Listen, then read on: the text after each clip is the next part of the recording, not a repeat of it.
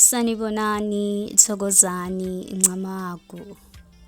Okhulumayo ngumhlahlandlela weKholombe laKwantu, iKumati Temple, ngolwimi lamathongo, imitoto, midumo, ngiyiGerepu Moreri. Nginethulela isimemo abaningi kade basilangazelele. Yebo, selize lafika lelo suku. Nginivulela isango lentwaso yaseKumati. Sesiyathatha amathwasa amasha bePARATLA HARO, nesinguni sithi phala ukukhanyeni. Bathwasi bakoma. Umumo phecelezi orientation izobe ngomhla kaSeptember nge-10 isikhathi ngo-4 p.m. Ukuze ukwazi ukuba yingxenye yalomumo nayo lentwaso yaseKumati, kumele ukwazi okungenani ukukhuluma nje ulwimi olulodwa lesinguni noma ulwimi labaTswana Sotho.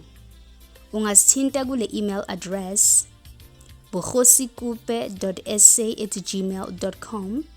Ngiphinde bohosikupe.sa@gmail.com.